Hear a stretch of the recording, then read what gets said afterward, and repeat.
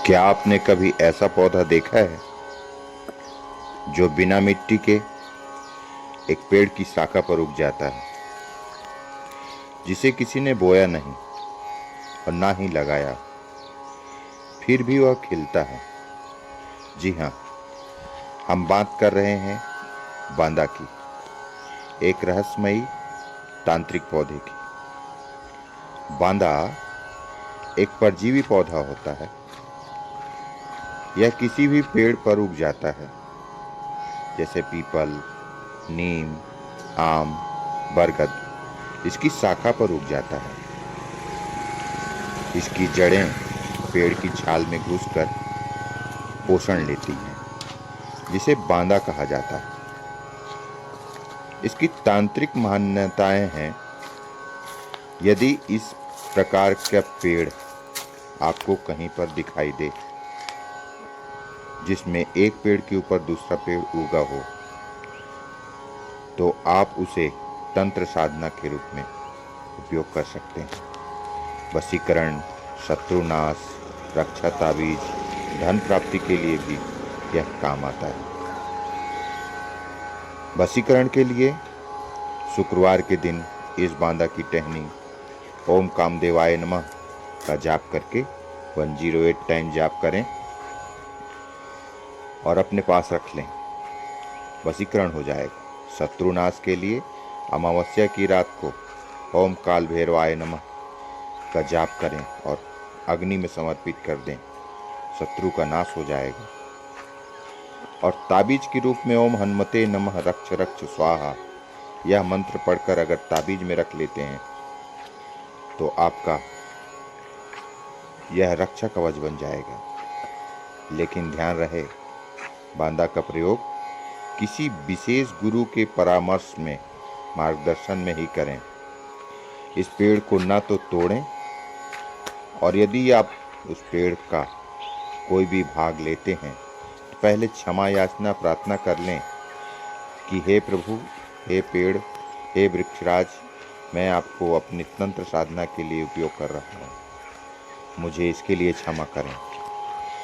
बांदा एक सिर्फ पौधा नहीं होता, एक प्रकार की प्रकृति है, एक रहस्य है जिसे श्रद्धा, साधना और अनुभव से खोला जाता है। यदि आप इतने दूर पहुंच ही गए हैं तो इस वीडियो को लाइक करें, शेयर करना बिल्कुल न भूलें। अगर आप चाहते हैं कि इस तरह की वीडियो हम आपको आगे भी लाते रहें तो आप हमारी वीडियो को लाइक करें, कमेंट करें, शेयर करें। बांदा को आप अपने घर में कैसे ला सकते हैं, इसके लिए पूर्ण विधि भी है। यह पूर्ण विधि के द्वारा ही आप बांदा को घर में लाएं, तभी आपको वो फल देगा। इसके लिए विशेष नक्षत्र होते हैं और उन नक्षत्रों में अलग अलग वृक्ष की अलग अलग बांदों का प्रयोग किया जाता है। जैसे वर्तमान में यह पेड़, पीपल का पेड़, आम का पेड़ और बरगद का पेड़, 2 बांदे हैं इसमें। इसे आप पुष नक्षत्र में, रवि पुष नक्षत्र में इस बांदे को आप अपने घर पे लाएं। लेकिन जैसे हम किसी व्यक्ति को निमंत्रण देते हैं ना, तो जिस दिन हमारा कार्य रहता है उस दिन तो निमंत्रण नहीं देते। निमंत्रण हम पहले से देते हैं कि भैया हमारे यहाँ फला फला कार्यक्रम है, तो आप आइए, और वो व्यक्ति उस दिन पहुँच जाता है। बस मान लीजिए पुष नक्षत्र कल है, तो आपको पहले दिन शाम को चावल, उसमें हल्दी, एक मौली, थोड़ी सी शक्कर लेके शाम को सूर्यास्त के बाद आपको उस पेड़ के पास जाना है और उस पेड़ को कहना है कि हे वृक्षराज, कल मैं आपको